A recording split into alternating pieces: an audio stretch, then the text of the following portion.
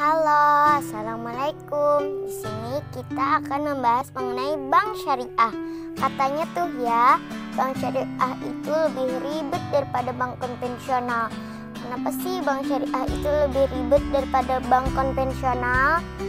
Jawabannya karena di bank syariah itu semuanya harus terbuka, disampaikan secara jujur dan tidak boleh ada yang ditutup-tutupi.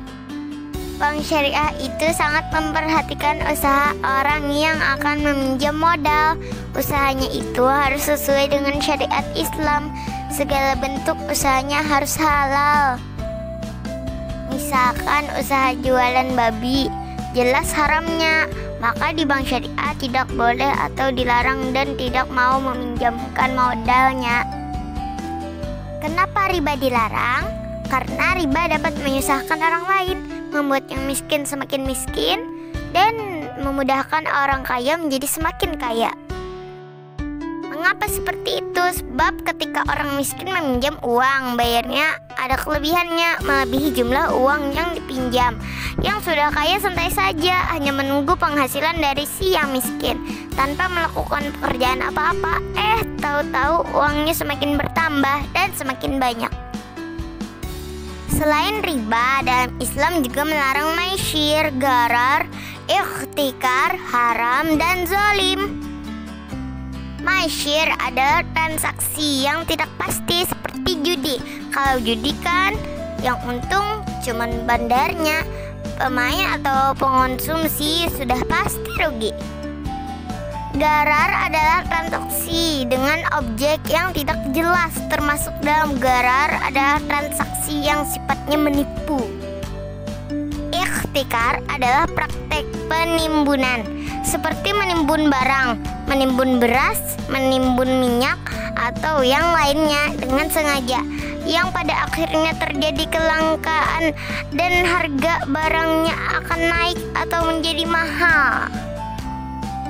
Haram yang dimaksud di sini merupakan transaksi dengan objek yang dilarang agama, seperti menjual babi, minuman keras, dan lain-lain.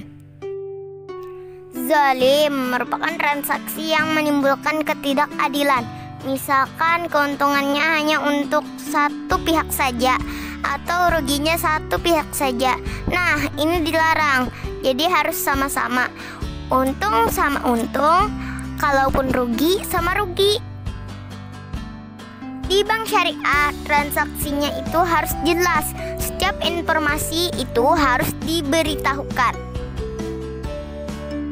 Contoh, Asep melakukan pinjaman di bank konvensional sebesar 4 juta. Pas mengembalikannya ternyata Asep harus membayar sebesar 19 juta.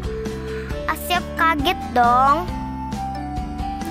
Nah, semua informasi ini terkadang tidak disampaikan dan tahu-tahu bisa membuat orang kaget melihat hasil akhirnya. Kalaupun disampaikan dalam bentuk tulisan saat ingin melakukan pinjaman, tulisannya itu biasanya kecil-kecil dan membuat orang malas untuk membaca. Dalam hal yang seperti ini juga tidak disampaikan dengan jelas dari pegawai bank atau orang yang melayani pas melakukan pinjaman. Bedanya dengan bank syariah di sini, kalau di bank syariah itu sangat diperhatikan.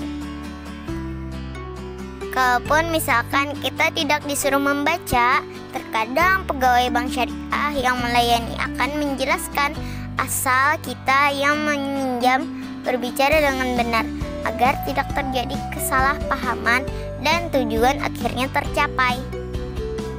Misalkan pinjam uang di bank syariah untuk modal usaha, bilang aja untuk modal usaha. Misalkan pinjam uang untuk bayar hutang, beda transaksinya, beda juga ceritanya.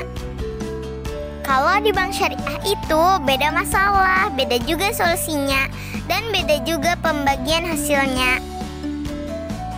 Misalkan di bank konvensional kan kalau minjem uang itu tinggal pinjam aja, yang penting persyaratan lengkap dan ada jaminannya. Tidak memperhatikan tujuan akhirnya, meminjam uang itu untuk apa. Nah, sampai di sini dulu penjelasannya ya. Akan kita bahas di video selanjutnya. Nantikan video berikutnya ya. Assalamualaikum.